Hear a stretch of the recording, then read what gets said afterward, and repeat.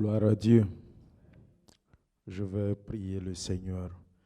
Excellent Père, nous te bénissons et nous te glorifions pour ton amour manifesté de façon permanente et continuelle. Merci pour la sécurité, merci pour la vie. Merci Seigneur pour le souffle de vie, merci pour la santé. Et nous sommes là aujourd'hui encore pour entendre Seigneur de ta part. Saint-Esprit, je te prie que tu inspires chacun de nous. Seigneur, la modératrice, inspire-la. Seigneur, que l'atmosphère soit purifiée et sanctifiée et toute forme de lourdeur soit chassée de ces lieux et de ces instants. Et que nos esprits soient aérés par ta présence, nos pensées soient aérées par ta présence. Seigneur, je te prie que tu me couvres de ton sang et que, Seigneur, tu me remplis, Seigneur, de ton esprit et de ta parole. Que je puisse, Seigneur, Père éternel, parler selon toi et de toi, Seigneur, Père éternel. Saint-Esprit, nous t'accueillons au milieu de nous. Prends ton chemin, prends ta place et que tout, Seigneur, Père éternel, se fasse avec liberté. Car ta parole nous dit que là où il y a l'Esprit de Dieu, il y a la liberté. Liberté, Seigneur, Père éternel, de pouvoir te servir, Seigneur, avec un cœur, Seigneur, sincère et ouvert. Tendre Père, bénis l'assistance, bénis, Seigneur, tous ceux qui sont sur les plateformes. Que, Seigneur Jésus-Christ, nous utilisons pour propager et nous utilisons pour pouvoir, Seigneur, parler de toi. Que tous ceux, Seigneur, qui sont sur ces plateformes, Seigneur, soient bénis. Seigneur, et qu'il y ait une parole exceptionnelle qui leur touche et que l'enseignement soit inspiré par ton esprit. Merci et que toutes choses te reviennent à la gloire de ton Saint-Nom. Amen. Merci Seigneur. Je bénis le nom de l'Éternel pour vos vies, pour ce qu'il fait pour notre Église, pour ce qu'il fait pour les différentes familles, pour ce qu'il fait pour nos enfants. Aujourd'hui, nous sommes en train d'avancer tout doucement avec le thème de notre année. Et sans plus tarder, je vais vous remettre la parole en nous souhaitant tous de passer de bons moments d'écoute d'enseignement biblique dans la présence du Seigneur. Soyez salués et soyez bénis. Amen. Merci beaucoup, pasteur. Que le Seigneur vous bénisse également pour tout ce que vous faites pour nous, pour la bénédiction que vous êtes pour chacun d'entre nous.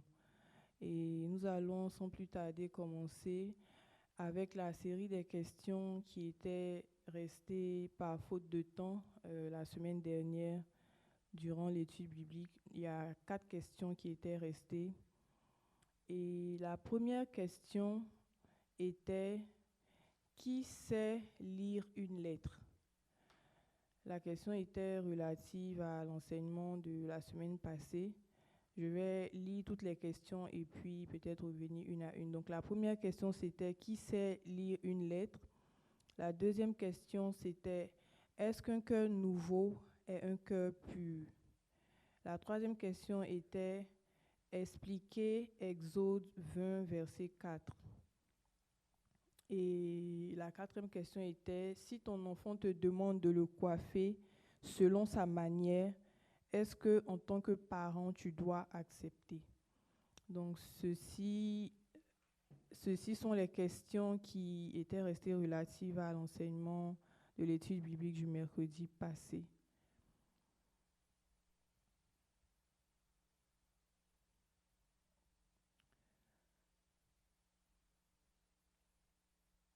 Donc, pour la première question qui était de savoir qui sait lire une lettre, pasteur, je vous donne la parole.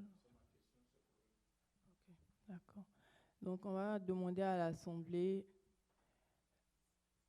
pour recueillir les opinions et les pensées par rapport à la question du pasteur, à savoir qui sait lire une lettre. Et pour tous ceux qui sont en ligne également, vous êtes invités à participer.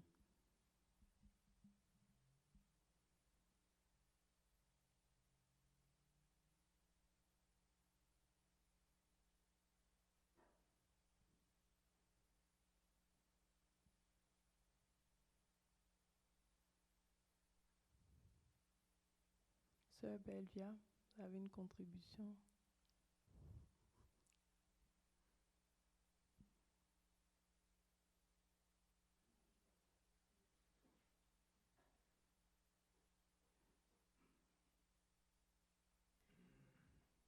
Bonsoir.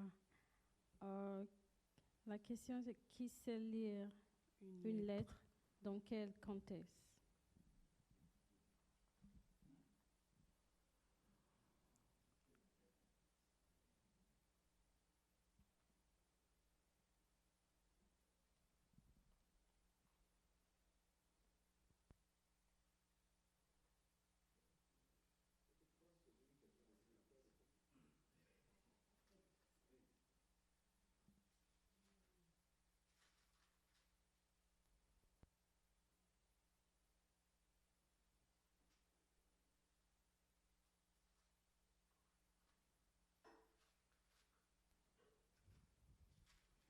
Ok. Mes fraternelles salutations à tous.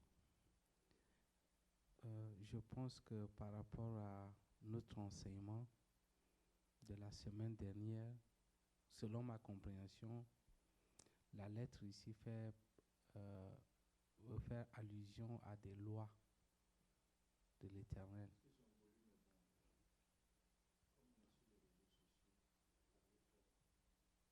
Ok, donc on fait allusion ici, selon ma compréhension, aux lois de l'Éternel.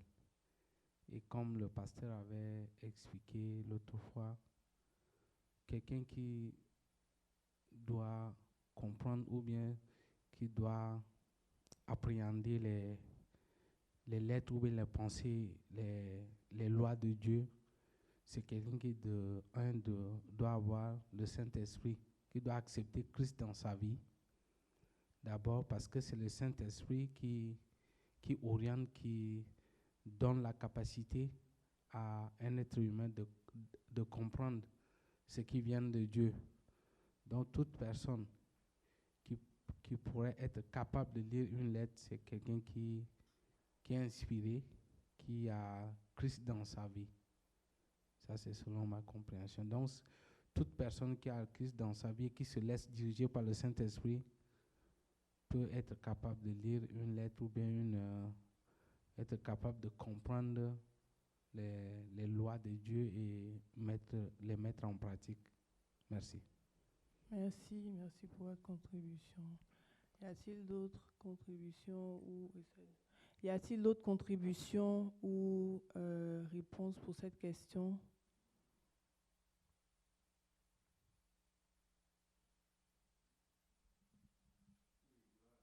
Amen. Gloire à Dieu. Amen. Amen. Moi aussi, je vais aussi rebondir comme ce que mon frère vient de le dire. Je vois beaucoup plus l'interprétation. Qui sait lire une lettre comme ce qu'il a dit? C'est comme si nous prenons l'exemple. En lisant la parole de Dieu, tu peux lire la parole de Dieu, tu ouvres un chapitre bien donné, tu lis et tu n'as pas la révélation.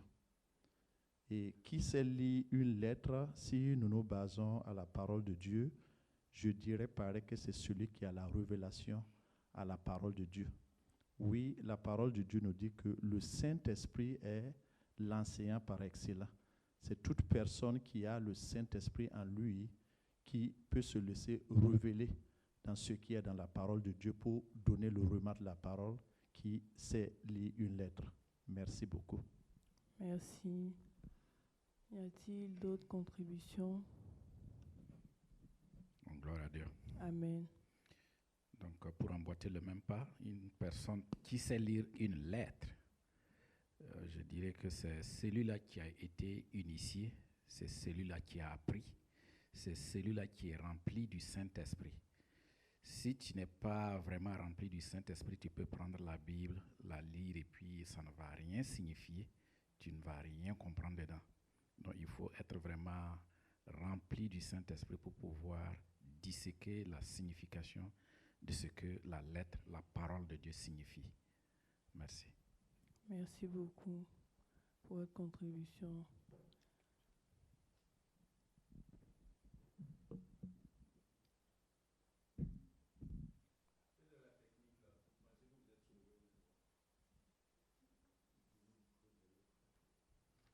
Alléluia. Amen.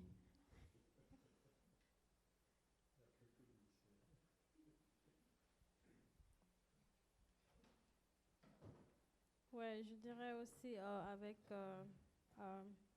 mes frères euh, que la parole de Dieu, tu peux lire pour moi, je dirais que la parole de Dieu, il est bien qu'avant de lire la parole de Dieu, il faut prier, demander au Saint-Esprit qui connaît la parole, de te donner la révélation derrière, te donner la révélation, les pensées du Seigneur derrière sa parole. C'est vraiment important de prier avant de lire la parole de Dieu pour que l'Esprit de Dieu t'aide à comprendre ce que tu vas lire.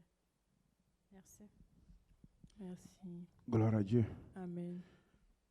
On m'a délogé, moi je dois parler.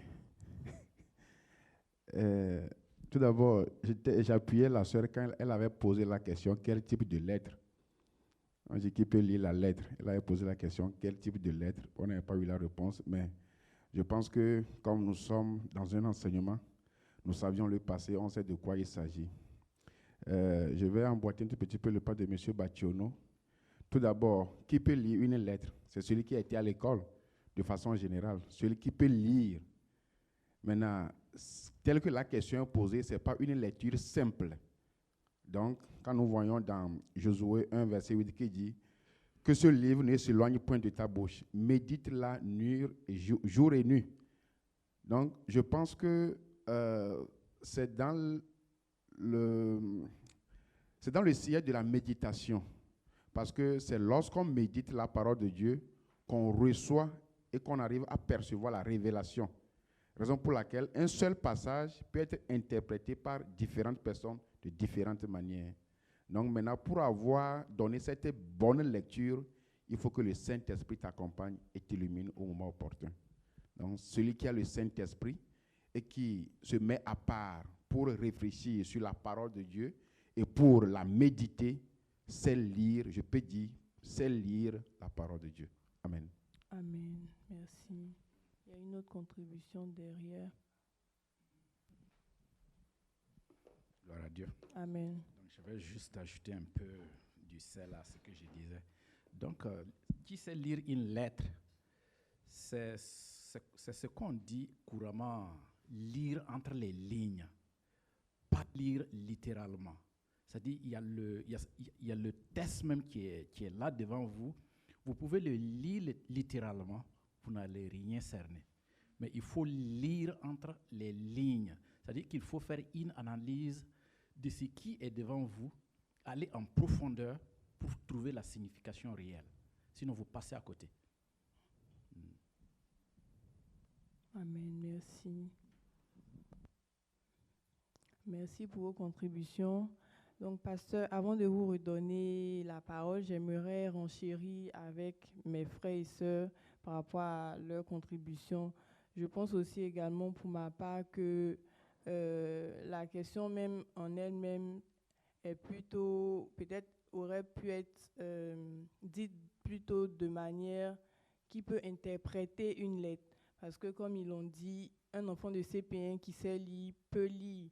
Mais c'est l'interprétation qui fera la différence par rapport aux personnes. Et c'est peut-être l'une des raisons pour laquelle, en tant que chrétien ou dans le christianisme, il y a assez de divergences par rapport aux interprétations des paroles bibliques. Chacun se lève des fois, ou bien chaque pasteur se lève des fois et interprète, ou bien même les païens, chacun interprète les versets à leur manière.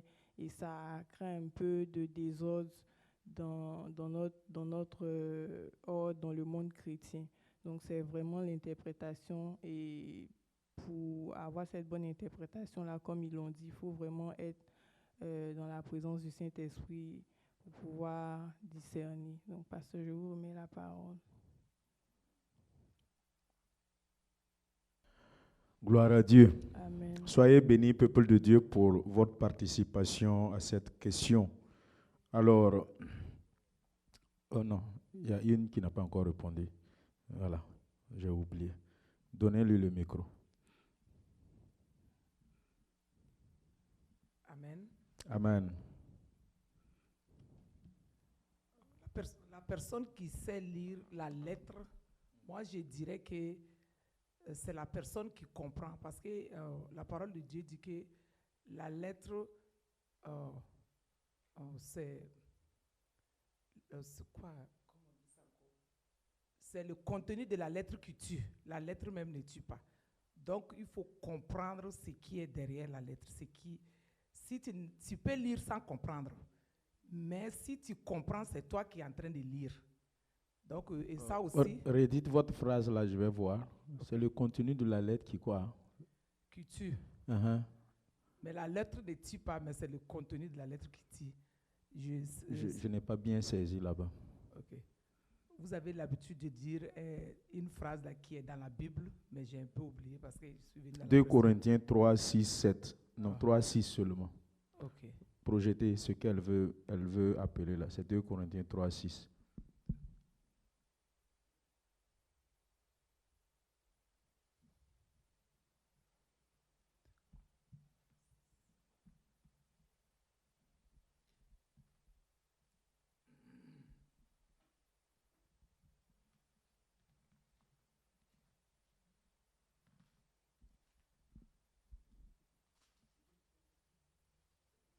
Trois, six.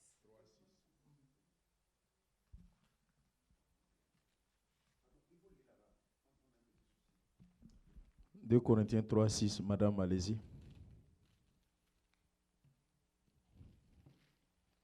Hmm.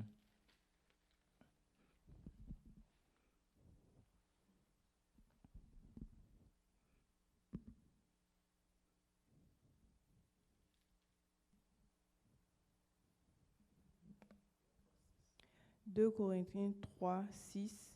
Il nous a aussi rendus capables d'être ministres d'une nouvelle alliance, non de la lettre, mais de l'esprit, car la lettre tue, mais l'esprit vivifie. » Amen. Amen. Amen. Donc, c'est ce que ça veut dire. Si tu as la lettre, si tu ne comprends pas ce qui est l'esprit qui est dans la lettre, ça veut dire que tu ne lis pas. Mais si tu lis et que tu saisis l'esprit qui est dans la lettre, je pense que c'est cette personne qui lit. Amen. Amen. Merci. Donc, vous n'avez pas dit qui sait lire une lettre. C'est la personne qui a l'esprit de discernement. Amen. Amen. Amen. Gloire à Dieu. Amen. Quelqu'un veut ajouter quelque chose? Quelqu'un a un peu sa bouche qui remue un peu? Estelle n'a pas parlé. Hein?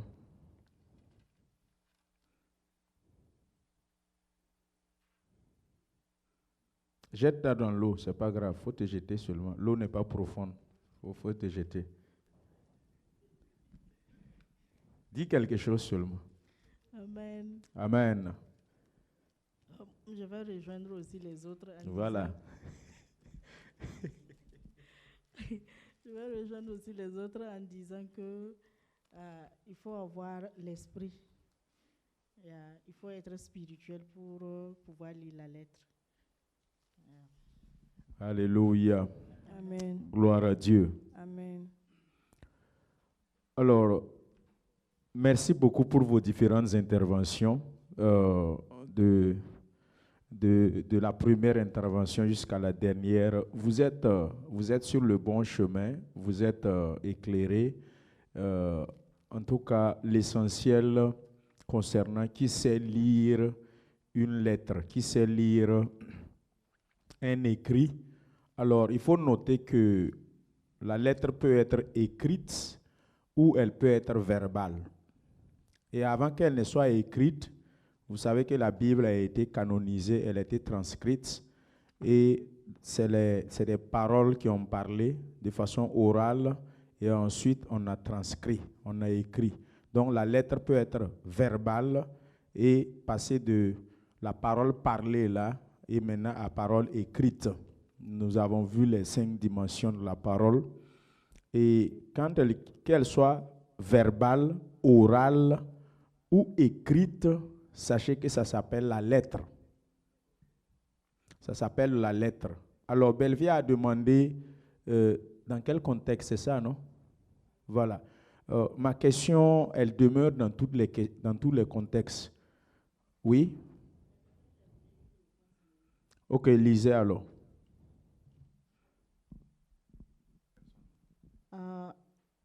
Divina Song.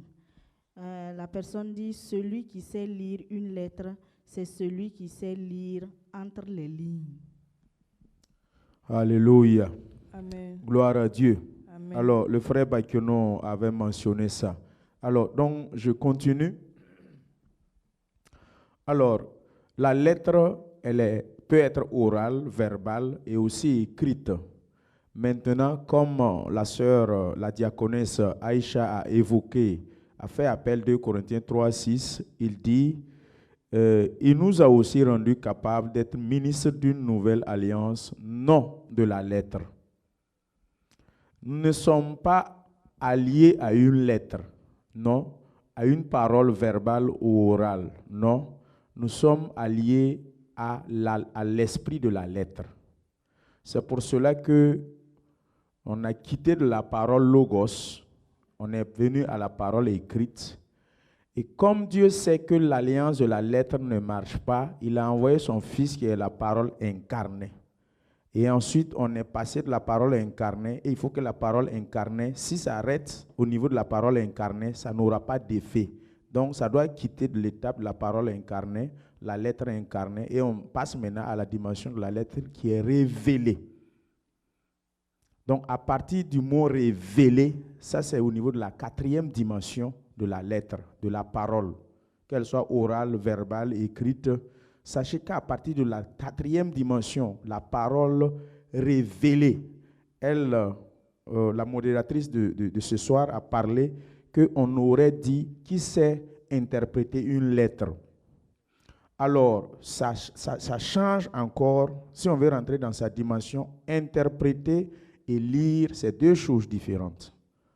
Alors, nous voyons que la plupart de la Bible, tous les théologiens ont interprété, bon, je ne veux pas dire ils ont essayé d'interpréter la Bible. Pour cela, on a la Bible d'études qui est commentée, interprétée. Alors, tout ce que vous allez voir comme interprétation n'est pas la révélation, forcément à 100%. Donc, je peux interpréter quelque chose cette année, l'écrire et puis publier, faire sortir des livres et puis publier. Et dans 15 ans après, cette interprétation est erronée. Je gagne une nouvelle révélation et cette interprétation que j'avais faite, c'est caduque. Et tu regrettes même, tu te demandes quelle faute, quelle erreur. C'est pour cela que ce n'est pas prudent, un pasteur qui commence le ministère en moins de 25 ans, se mettre à écrire des livres. Ça veut dire se mettre à écrire, c'est bon, mais tes écrits là, après les 25 ans, quand tu reprends tes écrits et puis tu relis, tu vas voir des erreurs. Tu vas voir des erreurs, des fautes, tu vas voir des erreurs d'interprétation. Et tu veux vouloir recorriger, mais c'est trop tard. Quand je m'assois et j'écoute certains de mes messages du basement, je comprends que dès mes débuts et dès mes erreurs, je vois que, bon, c'est pas la même chose, vous voyez. Alors, quand on parle d'interpréter la Bible, c'est bon, mais quitter l'étape de l'interprétation de la Bible et aller à l'étape de la révélation de la parole de Dieu. Lire ou interpréter, c'est bon avec la théologie, avec nos connaissances séculières. Un musulman, quand on lui donne la Bible, en tout cas s'il est instruit, il peut interpréter la Bible. Un païen, un catholique, n'importe qui, en tout cas qui a lu, voilà la raison pourquoi dans les écoles théologiques, il y a des professeurs de théologie qui sont là-bas, mais qui ne sont même pas nés de nouveau, qui ne sont pas des chrétiens. Mais ils sont allés à l'école théologique, se former, ils ont eu leur doctorat en théologie et ils enseignent des pasteurs dans des universités théologiques. Mais lui-même, il n'est pas chrétien, il n'est pas né de nouveau, c'est un païen. Et ce n'est pas un problème. Et il fait de ça son gagne-pain. Il fait de ça son métier, sa profession. Donc c'est pour cela que Il ne faut pas voir n'importe quel, dit que j'enseigne la théologie. Il enseigne la lettre. Si vous le regardez et vous voyez bien leur vie en général, ceux qui ne sont pas chrétiens, ceux qui ne sont pas réellement dans la révélation, ils enseignent la Bible avec leur interprétation de la Bible.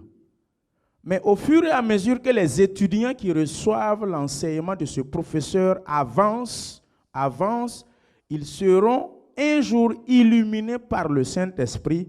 Ils auront réellement le reman de la parole, la révélation de la parole, et à partir de là, ils vont dire ce que le professeur avait dit, c'est son interprétation. Donc l'interprétation aussi est bonne, mais elle a démontré avec le fil des temps ses limites. La seule chose qui ne s'éronne pas, c'est la révélation de la parole. La parole révélée, là, c'est celle qui ne s'égare jamais. Et une fois qu'elle est révélée maintenant, elle communique la dernière dimension, esprit et vie. Mais aussi longtemps qu'elle est interprétée, elle ne va pas communiquer esprit et vie. C'est quand elle est révélée qu'elle communique esprit et vie. Alors, je continue avec la réponse. Qui sait lire une lettre? Dans tous les contextes, la question demeure, que ce soit dans le contexte biblique ou que ce soit dans le contexte séculier, la question demeure, qui sait lire une lettre? Donc, le frère Bakionon a dit, celui qui sait lire une lettre, si nous prenons le contexte séculier, ce n'est pas celui qui a un PhD qui sait lire une lettre. Ce n'est pas celui qui a un doctorat, je ne sais pas, avec... non, c'est celui qui sait lire entre les lignes de la lettre. C'est lui seul qui sait lire une lettre. Maintenant, quand on revient à la parole de Dieu, vous savez très bien que la parole de Dieu, Jésus a eu tout le temps, 3 ans et demi, il a enseigné, il a parlé, et la Bible parle de plus de 30 paraboles. Ça fait 38, si je ne m'abuse, 38 paraboles. Et dans les paraboles, c'est oral, c'est verbal, et ils ont transcrit, ils ont canonisé. Et quand vous prenez une parabole des 10 vierges, quand vous la lisez, avec votre connaissance séculière, vous n'allez rien comprendre. C'est ça, non? Elle dit parabole des 10 vierges, là, c'est Matthieu 25, non? Quand vous lisez, c'est clair et net, on a dit il y a 10 vierges, 5 sages, 5 folles. L'huile est éteinte, la lampe s'est éteinte, les autres ont dit, c'est comme une histoire, c'est comme un récit.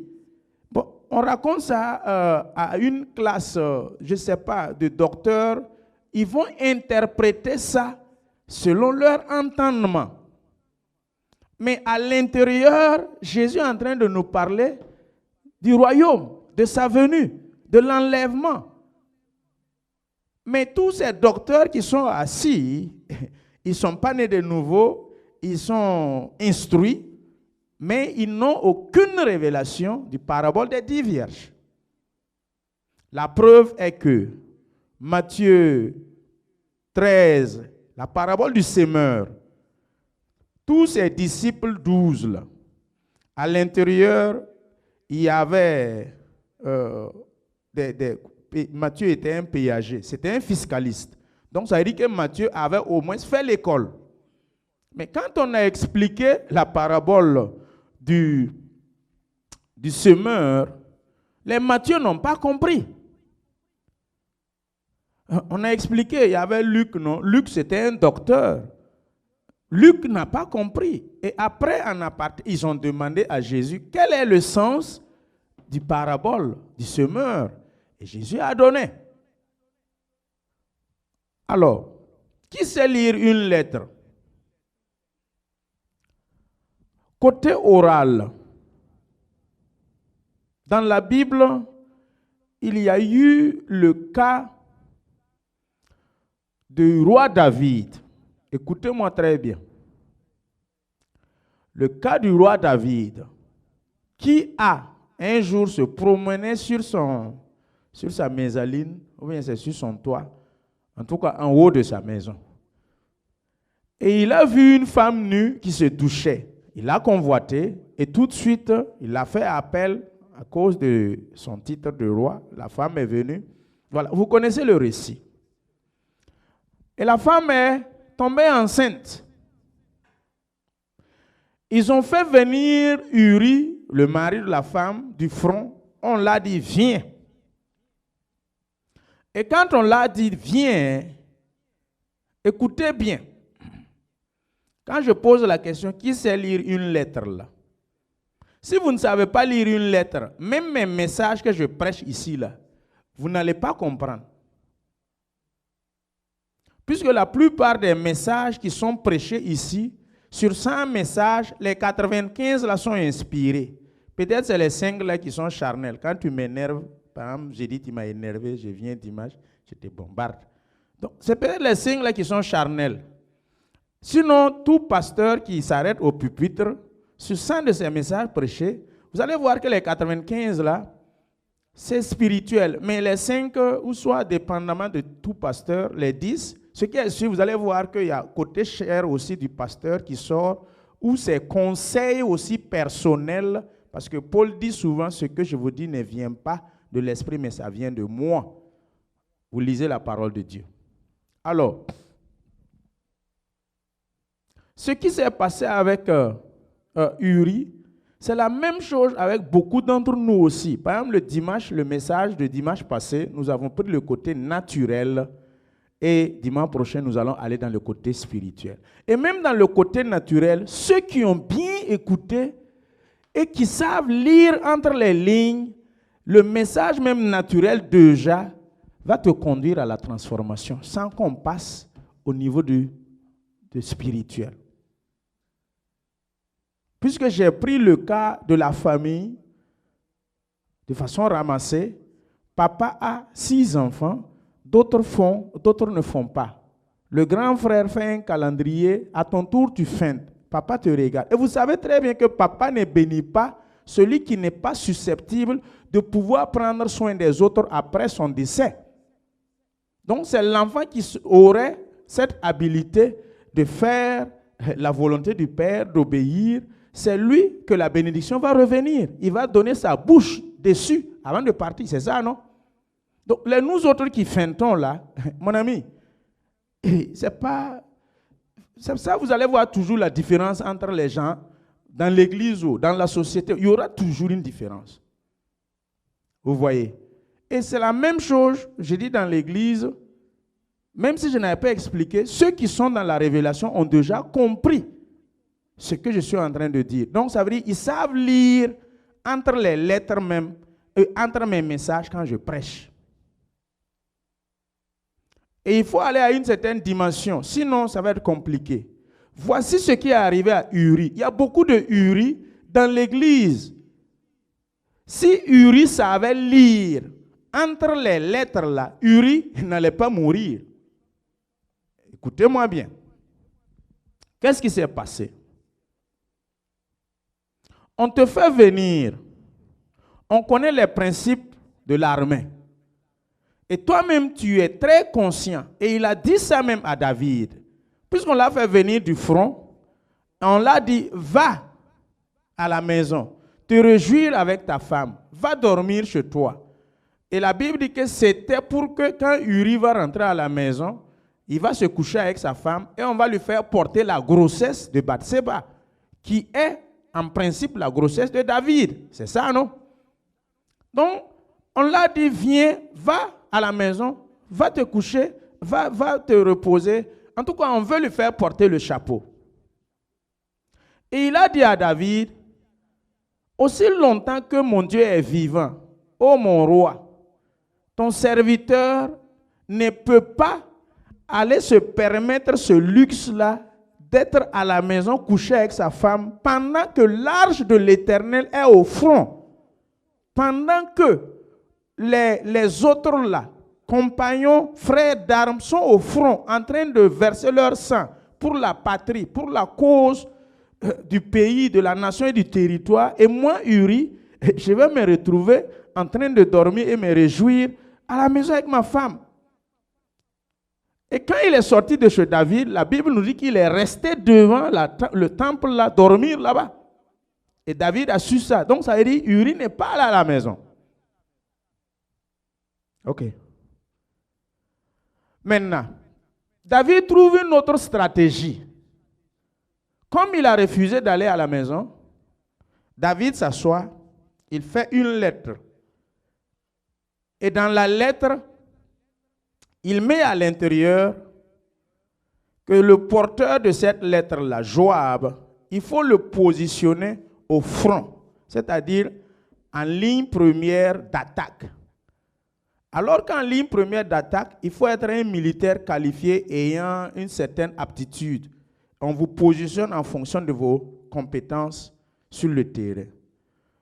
Tout en sachant, David sait que Uri n'est pas qualifié à cette taille pour aller là-bas. Quand on va le mettre là-bas, ça ne va pas marcher.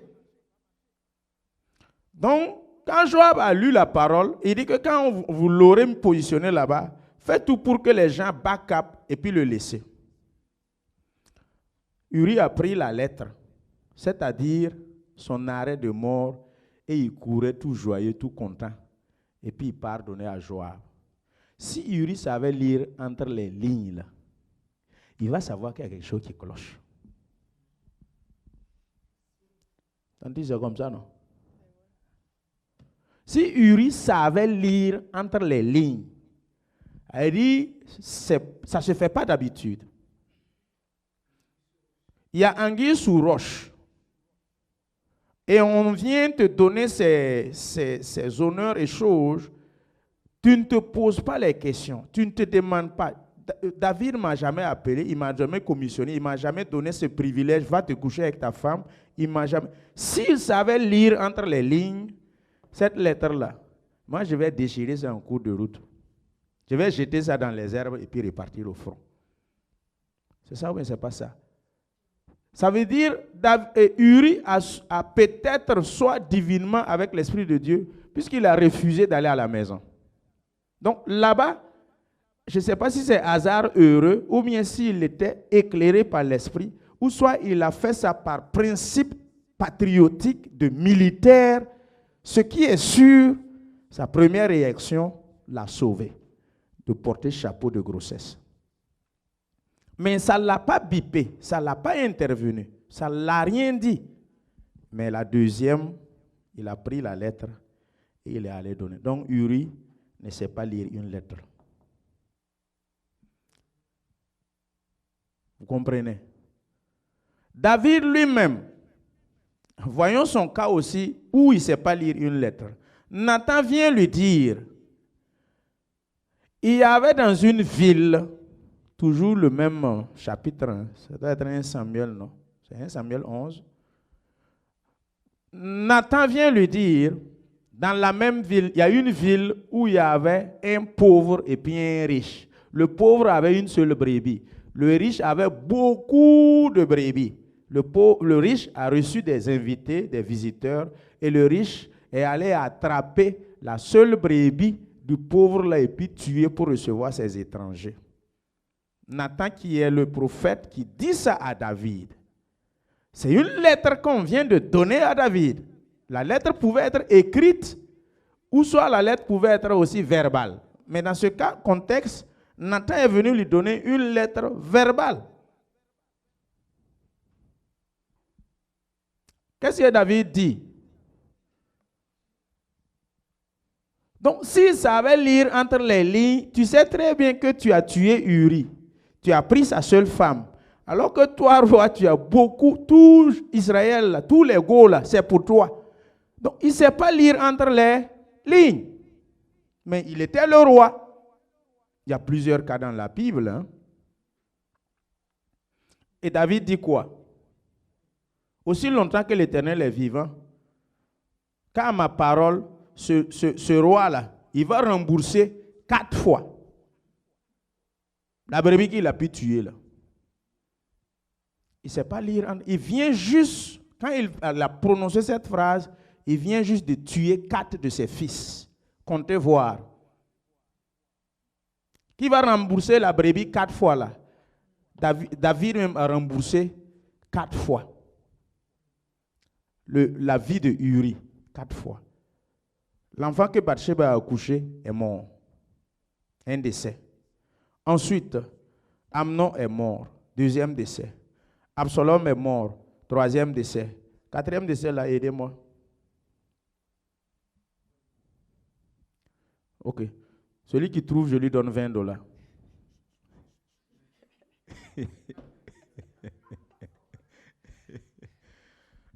Alors, frère, non, celui qui trouve, je lui donne $20, hein, jusqu'à d'ici la fin de l'enseignement. Voilà. Et puis avec cahier autorisé. C'est devoir avec document autorisé. Pardon? J'ai dit Amnon. J'ai cité le premier enfant de Bathsheba est décédé. Amnon est décédé. Absalom est décédé. Il manque un. Les 4 brebis là. Alors, il y a aussi l'eunuque éthiopien qui lisait Ésaïe, mais il ne comprenait pas. Il a fallu que Philippe vienne l'expliquer. Puisque l'eunuque dit que comment je vais comprendre si quelqu'un ne m'explique. Alors que l'eunuque là, c'est un intendant, c'est-à-dire un ministre des Finances. C'est-à-dire qu'il est instruit. Donc il lisait la parole.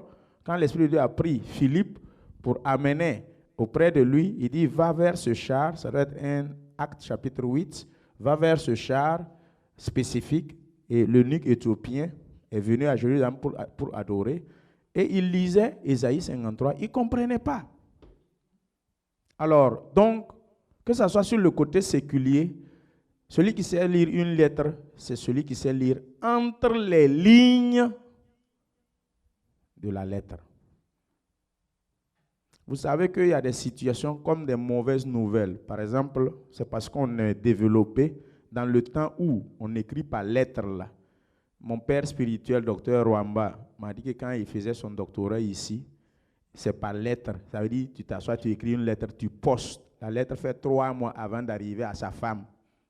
Sa femme aussi écrit, et puis elle poste. La lettre fait 3 mois avant de l'arrivée. Donc, nos parents qui sont allés en Côte d'Ivoire pour aller cultiver café, cacao, là, souvent, il y a des mauvaises nouvelles qui se passent en Côte d'Ivoire. On écrit une lettre et on donne à quelqu'un qui rentre au Burkina, va, lis ça au papa ou à la maman.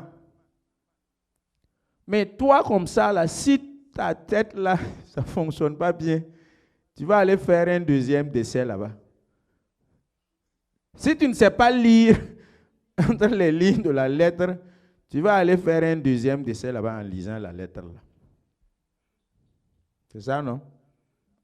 Quand par exemple il y a un décès, on choisit les vieux de l'église, les anciens de l'église, et on dit, allez-y annoncer.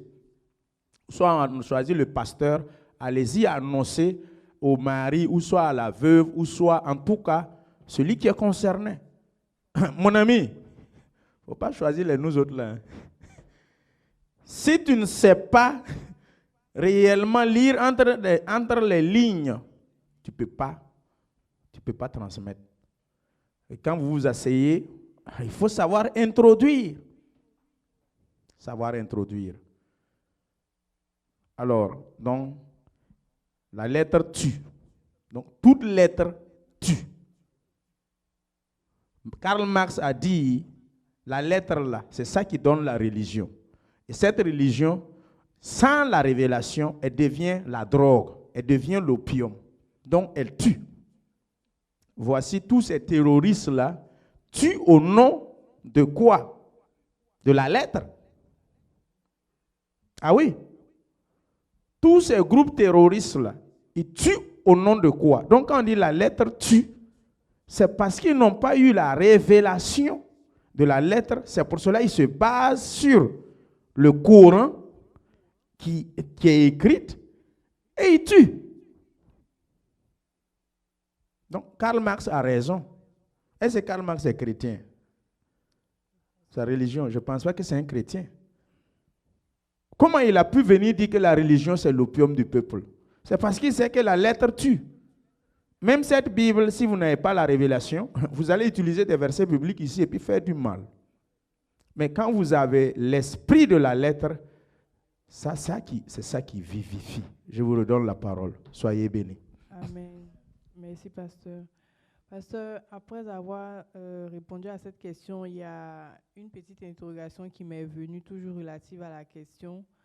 C'est vrai que vous avez insisté sur le fait que c'est la révélation de la lettre qui est importante, mais en développant, vous avez mentionné aussi le fait que par moment, par exemple, quand vous regardez vos anciens enseignements, c'est comme si vous avez l'impression que la révélation qui est sortie à votre message n'est pas aussi profonde que maintenant si vous étiez en train de lire le même message.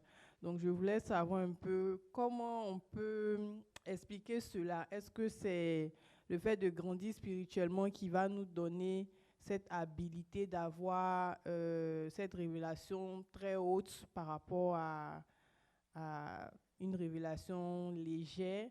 Et puis, est-ce que c'est normal d'avoir différentes révélations en lisant une lettre? Par exemple, ça peut ne pas être bien poussé, bien approfondi, mais je me dis que normalement, ça doit pouvoir rester dans le même esprit. Mais s'il y a deux révélations différentes, est-ce que c'est normal de pouvoir avoir deux révélations différentes d'un même, par exemple, verset ou passage?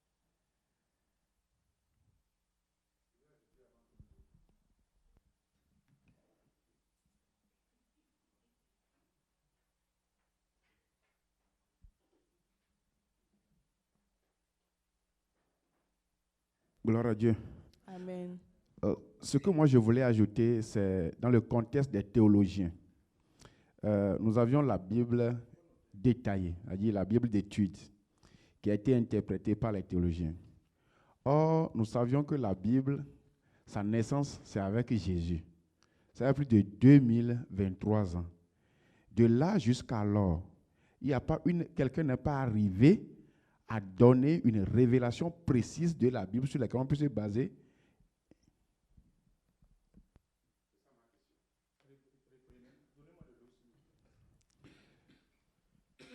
Juste, je m'étonne que nous sommes en 2023 et que la Bible d'études est toujours mise en exergue. C'est-à-dire, ceux qui l'ont commenté, on peut aussi trouver d'autres révélations au-delà de ça si toi-même tu lis. Donc, pourquoi jusqu'alors on n'a pas pu trouver? Est-ce que c'est parce que l'esprit qui conduit les gens n'est pas unique ou bien c'est comment?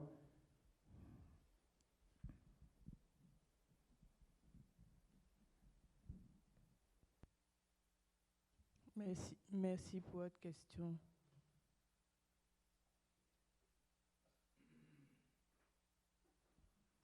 Pasteur, vous avez la parole.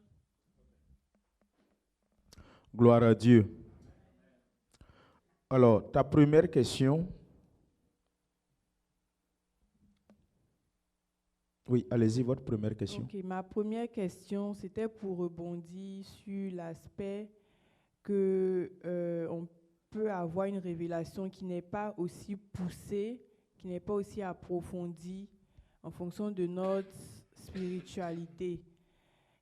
C'est le premier volet. Le deuxième volet, c'est est-ce que c'est normal d'avoir des révélations différentes sur une même lettre ou sur un même verset?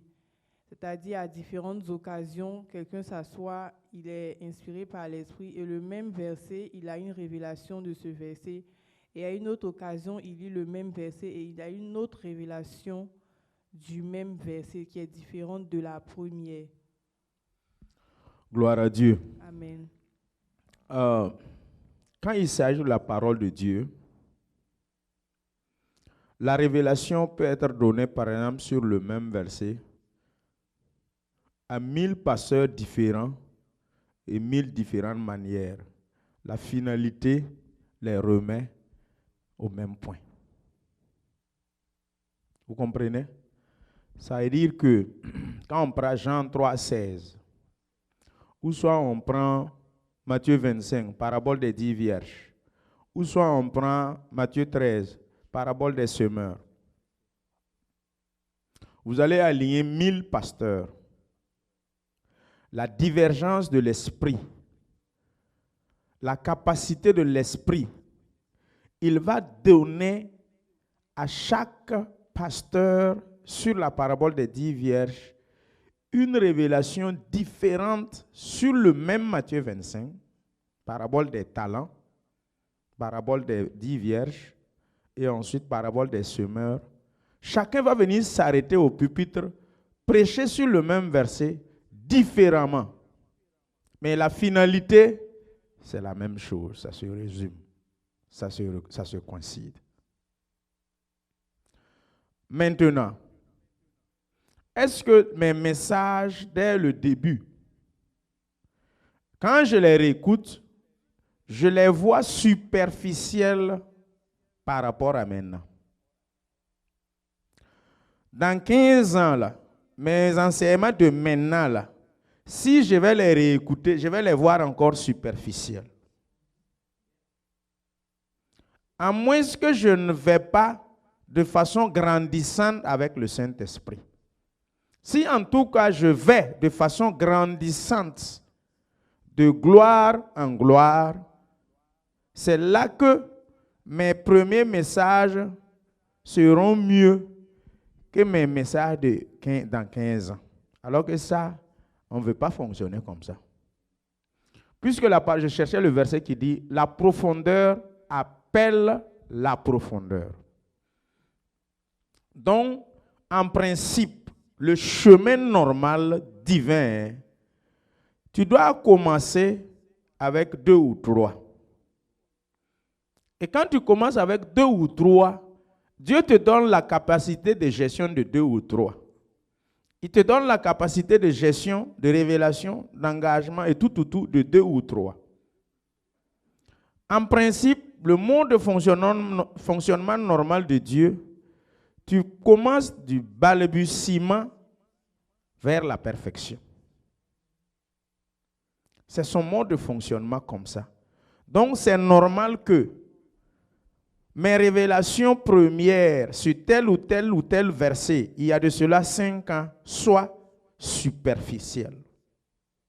Quand nous partons dans Luc 5, verset 5, en allant, vous allez voir que Pierre, on l'a dit, va en eau profonde. Écoutez-moi très bien. Et jette ton filet. Bon, eau profonde, là, c'est où? Un fin stratège comme Pierre, descendant de pêcheurs de poissons, c'est-à-dire son papa pêcheur, son grand-père pêcheur, Pierre lui-même, il a fini avec les coins et les recoins de la mer, du marigot ou de la rivière. On vient lui dire, jette ton filet, va en eau profonde. Et il dit que, maître, nous avons pêché toute la nuit sans rien prendre. Voilà. Lisez. Luc 5, verset 5. Simon lui répondit, Maître, nous avons travaillé toute la nuit sans rien prendre. Remontez au verset 4 ou 3 comme ça. Les paroles de Jésus doivent être là-bas. Luc 5, verset 1. Comme Jésus se trouvait auprès du lac de Génézareth et que la foule se pressait autour de lui pour entendre la parole de Dieu, il vit au bord du lac 2 barques, d'où les pêcheurs étaient descendus pour laver leurs filets. Il monta dans l'une de ces barques qui était à Simon et il le pria de s'éloigner un peu de terre. Puis il s'assit et de la barque il enseignait la foule. Lorsqu'il eut cessé de parler, il dit à Simon, « Avance en pleine eau et jetez vos filets pour pêcher. » Amen. Amen. Avance en pleine eau. Ça, c'est normal. En tant que pasteur, tous les 5 ministères là, nous devrions avancer en pleine eau d'année en année, pour pêcher. Sinon, On ne doit pas quitter en pleine eau pour revenir d'année en année vers la rive pour pêcher. Ça ne fonctionne pas comme ça. Donc c'est normal que une révélation du pasteur Asa, il y a de cela 5 ans, sur tel verset biblique ou tel verset biblique, si vous reprenez un message que j'ai prêché, par exemple, sur parabole des 10 vierges, il y a de cela 5 ans, ou soit parabole des semences, il y a de cela 5 ans, je le reprêche 5 ans après, ou soit 10 ans après, vous allez sentir une différence. C'est comme ça. Si le premier là, c'est plus bon que le deuxième, après 5 ans, c'est que je redouble. Ça veut dire que je ne passe pas en classe supérieure quand je suis en train de faire le ministère. Le mode de fonctionnement, c'est comme ça. Pourquoi? Parce que nous rentrons, dès que nous devenons pasteurs ou que nous nous engageons pour servir le Seigneur, pas seulement les 5 ministères, il y a ce qu'on appelle l'école du Saint-Esprit. Et quand vous acceptez, vous humiliez et vous acceptez, vous rentrez dans l'école du Saint-Esprit et vous obéissez, vous allez voir que vous passerez toujours de classe supérieure en classe supérieure dans l'école du Saint-Esprit. Amen. De révélation en révélation, de révélation en révélation. Et vous allez voir que tu deviendras de plus en plus profond dans tes paroles. Donc c'est pour cela que un premier livre que tu as écrit, et 15 ans après, tu reprends ce même livre que toi-même tu étais inspiré, tu as écrit là, tu vas regretter. Tu vas lire certains passages, certains endroits ou paragraphes, tu vas dire, ah, ça là, c'est moi qui ai dit ça, c'est moi qui ai mis ça. Alors qu'en son temps, tu étais le plébiscité, tu étais applaudi, tu étais apprécié. Oh, waouh, il a fait un bon travail. Waouh, quelle plume, quelle belle plume. Mon ami, 15 ans après, ceux qui ont dit quelle belle plume là même vont dire que, aïe. Alors, donc, ma soeur, le mode de fonctionnement du Saint-Esprit, c'est comme ça. Il va de façon grandissante, de révélation en révélation. Ça ne veut pas dire que ce que j'ai prêché dans le basement n'est pas bon. C'est bon. Mais au fur et à mesure qu'on avance, ce qui sort maintenant, même si vous-même vous ne savez pas ça, moi-même je sais. Je sais que je suis en train, ce qui sort de ma bouche n'est plus les mêmes choses que, parce que je me réécoute. Je réécoute mes messages du basement. Alors donc, même vous-même, dans le domaine professionnel, c'est comme ça. Le premier jour de ta prise de service, là, ce que tu vas faire là, 5 ans après, quand tu revois ce que tu as fait les premiers jours de ta prise de service, il y a une différence. En principe, il doit y avoir une différence. J'ai répondu à votre question? Oui, pasteur. Merci. Soyez bénis. Amen. Quelqu'un a un apport par rapport à sa question pour donner? Frère Dieudonné?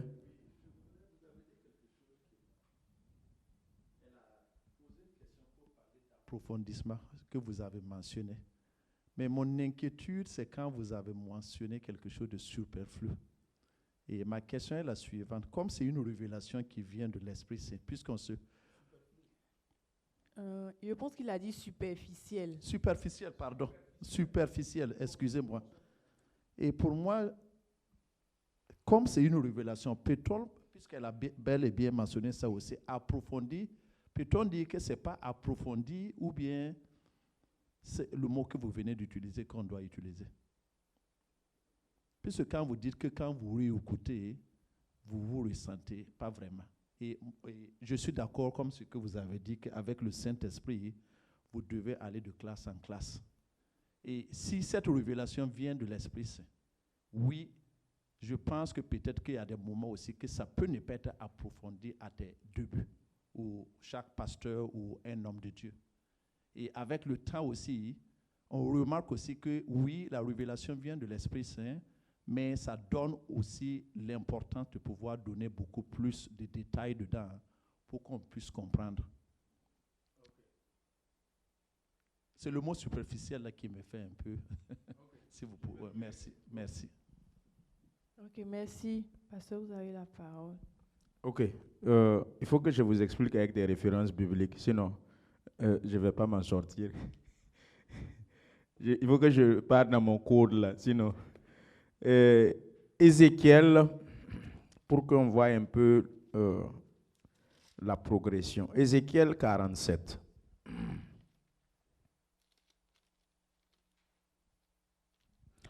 Ézéchiel 47, verset 1er. Nous allons voir, pour mieux comprendre ce que j'ai dit. Quand j'ai dit superficiel, et ensuite profondeur. Madame, ils ont projeté. Ézéchiel 47, verset 1. Il me ramena vers la porte de la maison. Et voici, de l'eau sortait sous le seuil de la maison, à l'orient, car la face de la maison était à l'orient. L'eau descendait sous le côté droit de la maison. Et ramenez un peu l'image sur la portion de l'écran. Je vais interpréter au fur et à mesure. Vous êtes au premier verset, arrêtez-vous là-bas. Là, bon, vous allez m'amener à rentrer dans mon message côté spirituel du dimanche prochain. Parce que ça, c'est l'autre parallèle du cas de Élie et Élisée et Ézéchiel. Quand j'étais en train d'introduire le processus de la transformation, comment cela serait-il possible? Alors, Ézéchiel aussi a eu son processus de sa transformation. Alors, la parole de Dieu nous dit, quand d'abord même nous lisons dans Ézéchiel 37, quand on l'a transporté dans la vallée aux ossements desséchés, on lui a posé une question, est-ce que ces eaux peuvent-ils revivre? Là-bas, il n'a pas pu répondre. Hein. Quels sont ceux qui se rappellent de sa réponse? Tanti? La réponse de Ézéchiel 37, quand il l'a ramené dans la vallée aux ossements desséchés, il a dit, est-ce que ces eaux peuvent-ils revivre? Ézéchiel a répondu. Tu te rappelles de sa réponse? Ils t'ont soufflé, non? Il faut répéter ça.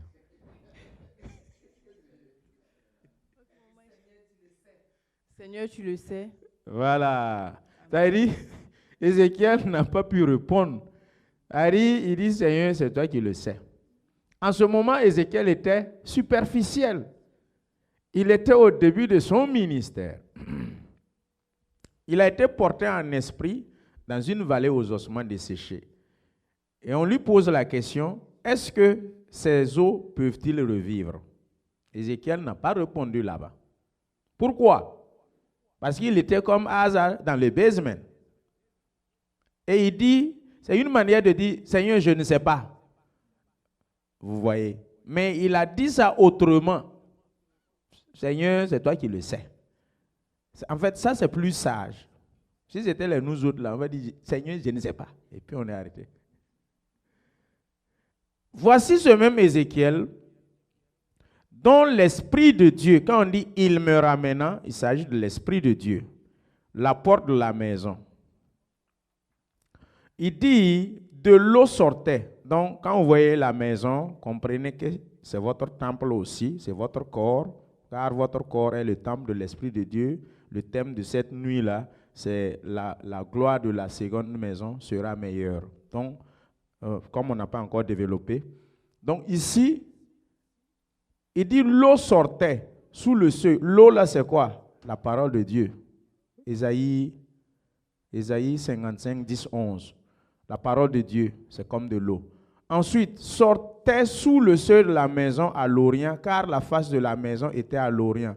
L'eau descendait sous le côté droit de la maison au midi de l'autel. Ensuite, verset 2.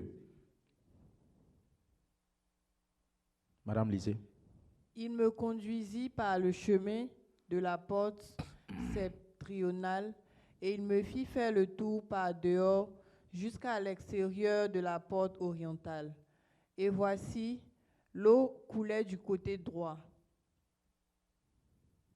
Lorsque l'homme s'avança vers l'orient, il avait dans la main un cordeau et il mesura 1000 coudées. Il me fit traverser l'eau et j'avais de l'eau jusqu'aux chevilles. Ok. Ici, vous voyez le premier niveau de la connaissance de la parole était au niveau du cheville de Ézéchiel. Et qui parle de cheville, parle de marche. Alors, c'est l'évangile de paix. Il faut marcher, il faut l'annoncer. Et quand vous comprenez aussi, comprenez que peut-être c'est l'onction. Quand on a mesuré l'onction de Ézéchiel, l'onction était au niveau de ses chevilles.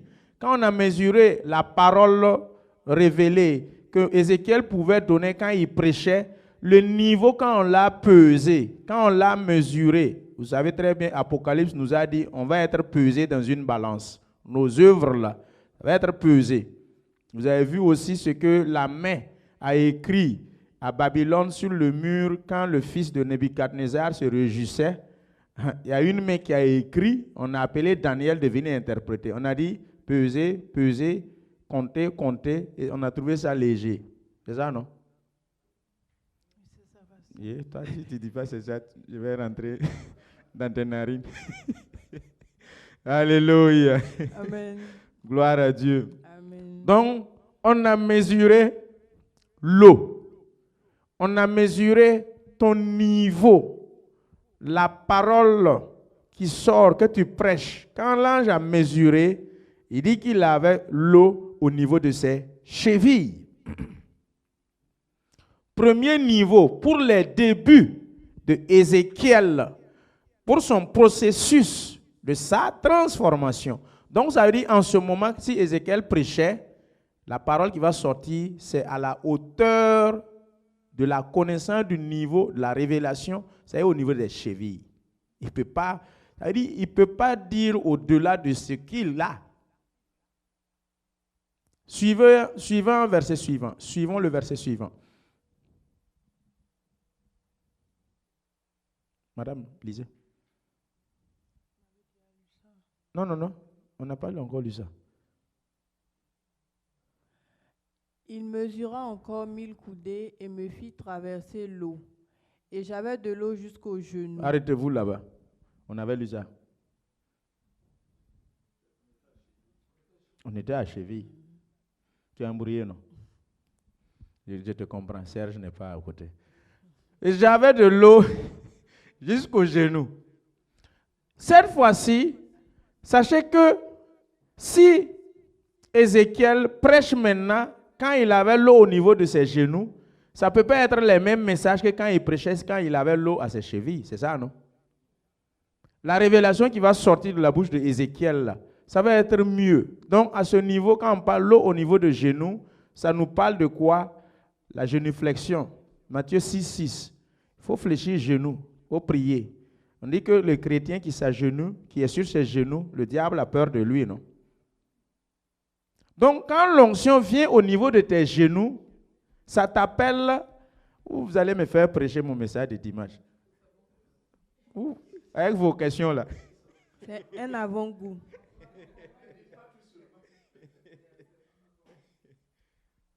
Vous voyez le processus. Ça a quitté de en bas cheville et ensuite on l'a amené, on l'a fait traverser l'eau. Et j'avais l'eau, donc la parole, la révélation, les messages prêchés. Dit que l'eau maintenant était au niveau de genoux, l'onction était montée au niveau de ses genoux. Ça a augmenté ou bien ça va augmenter? Donc ça veut dire, c'est comme Luc 5, ils étaient au bord de la rive. Quand tu es arrivé à Virginia Beach et tu t'es arrêté au bord, l'eau était au niveau de tes genoux. Tu as avancé, Pierre, on l'a dit, avancer en eau profonde. Donc Ézéchiel, on dit avancer. Quand ils ont avancé, l'eau était maintenant au niveau de genoux. Ça veut dire que tu quittes la rive et tu vas vers l'intérieur.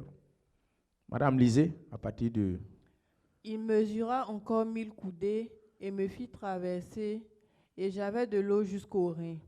Vous voyez que l'eau a encore bougé. Cheville, genou, rein. La profondeur appelle la profondeur. Donc, profondeur de genou, là, ça, non, de cheville, là, ça a appelé profondeur de genou. Profondeur de genou a appelé profondeur de rein. Donc, il est passé jusqu'au rein. Au niveau de rein, comprenez que là-bas, c'est le combat, la ceinture de vérité. La ceinture, là, ça se met au rein, non? Ce verset, il y a son parallèle avec beaucoup d'autres versets dans le Nouveau Testament. Bon, on est en train de faire enseignement biblique, études bibliques, tout est mélangé dans ça là. Et quand vous lisez ça, comprenez que quand on a dit l'eau aux chevilles, c'est les chaussures, il faut marcher. Ça, c'est Galates 6, les armes spirituelles, pour aller évangéliser, l'évangile de paix. L'eau au niveau de genoux. Genoux, là, c'est quoi? C'est pour que tu te fléchisses genoux, tu pries. C'est pour que tu t'agenouilles, tu pries, tu intercèdes. Bon, ce n'est pas l'action physique, là, hein, c'est l'action spirituelle. Tout intercesseur, c'est celui qui fléchit genoux devant le Seigneur. Tu peux être debout, en train de prier, mais ça veut dire que tu t'es fléchi devant le Seigneur. C'est ça, fléchir les genoux spirituels. Donc ça, c'est Matthieu 6, 6. Quand vous rentrez dans votre maison, dans votre lieu secret pour prier, voilà. Votre Père, il est dans les lieux secrets, il est là-bas, il vous exhorte, il vous entend. Maintenant, nous sommes au niveau des reins. Prenez la ceinture de sécurité, mettez la ceinture de sécurité à vos reins. Non, la ceinture de vérité à vos reins. Il faut l'avoir. Donc ici, on dit que j'avais quoi? L'onction, l'eau, la parole à mes reins. Et ça, c'est la ceinture, ça parle de combat spirituel. Tu ne peux pas faire le combat spirituel sans la vérité. Puisque toutes les autres armures se greffent à la ceinture. Poursuivons. Verset 5. Il mesura encore 1000 coudées. C'était un torrent que je ne pouvais traverser, car l'eau était si profonde qu'il fallait y nager. C'était un torrent qu'on ne pouvait traverser. Vous voyez maintenant. Donc, quand on a mesure après rien là, ça veut dire qu'il ne peut plus traverser. L'onction l'a submergé. Il peut plus, c'était si profond. Et maintenant, on dit qu'il fallait y nager. Et vous allez voir qu'au fur et à mesure que vous avancez avec le Seigneur, c'est le même processus. Votre onction grandit. La révélation de la parole grandit. Vos messages grandissent. J'apprécie beaucoup. Il faut zoomer sur la présidente des femmes, Aïcha. Oui, vous savez, moi, j'aime apprécier. Quand tu es bon, je dis tu es bon. Quand tu es fautif aussi, tu feintes, je te dis aussi tu feintes. C'est ça aussi mon péché avec vous, non? Bon, c'est bon, c'est bon. Vous voyez une dame comme ça. Après, on va zoomer sur toi aussi, parce que vous tous, vous avez... Quand vous avez écouté ses premiers messages, elle a eu l'occasion de prêcher ici.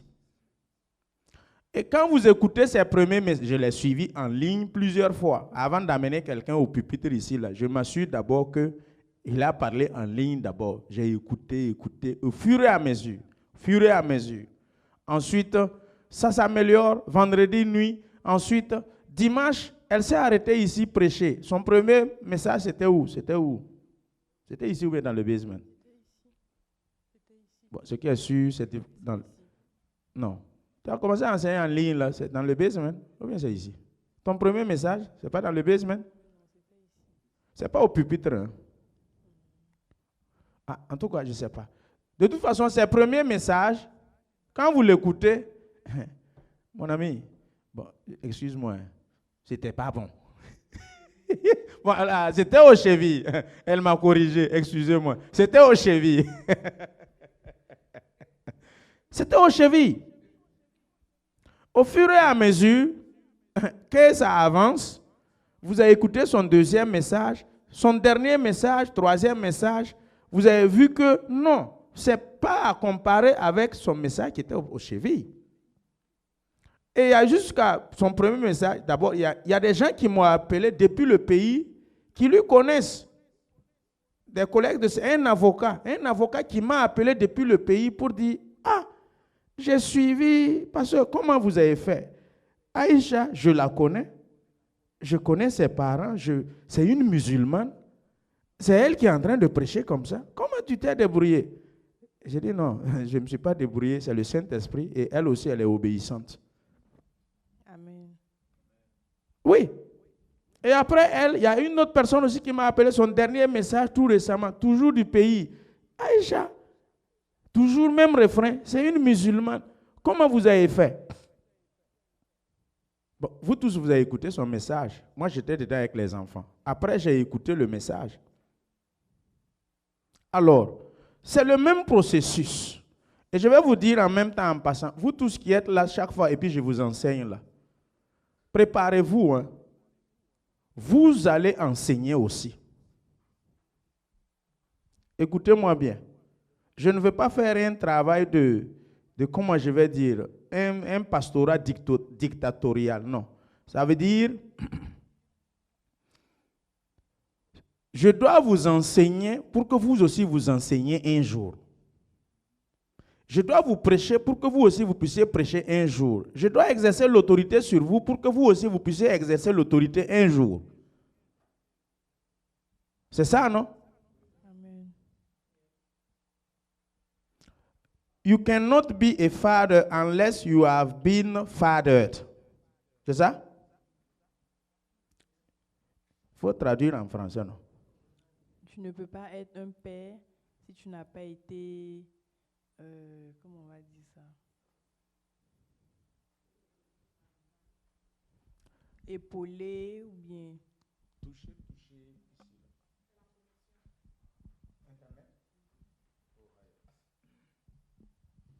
Oui. Tu ne peux pas être un père toi-même si tu n'as pas été épaulé par quelqu'un d'autre qui t'a rendu père aussi. You cannot exercise authority unless you have been armed